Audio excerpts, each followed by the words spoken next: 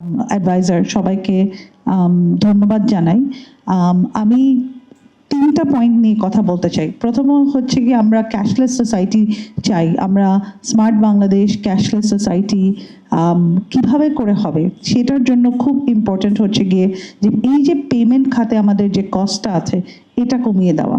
আমি সরকারের কাছে, আমাদের ফাইন্যান্স মিনিস্টারের কাছে দাবি করব যে আমাদের জানি একটা ইনসেন্টিভ দেয় যাতে আমাদের পেমেন্ট কস্টটা কমে যায়। তাহলে আমরা এখন অলমোস্ট 70% ই-কমার্সের ট্রানজাকশন ক্যাশ অন ডেলিভারিতে হচ্ছে। এটাতে আমরা কনভার্ট করে আরও দ্রুত এগিয়ে নিয়ে যেতে পারবো ক্যাশলেস সোসাইটির দিকে।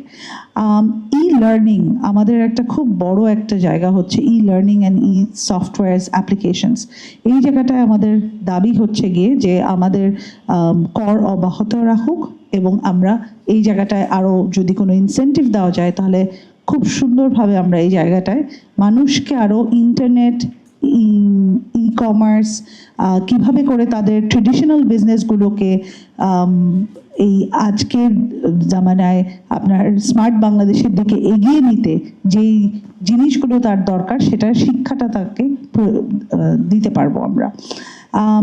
আই থিঙ্ক আমাদের আরেকটা যেটা খুব ইম্পর্টেন্ট সেটা হচ্ছে গিয়ে আমাদের ই কমার্স অ্যাসোসিয়েশনের অনেক মেম্বাররা হচ্ছে গিয়ে ছোট ক্ষুদ্র ব্যবসায়ী। তারা এই ব্যবসায়ীদের একটা জিনিস যেটা হয়েছে এই বাজেটে, যেটা আই থিঙ্ক একটু বলা, যে আগে আমাদের একটা প্রোগ্রেসিভ ট্যাক্সেশন ছিল টিডিএসে 2%, কেউ 3%, কেউ 5%।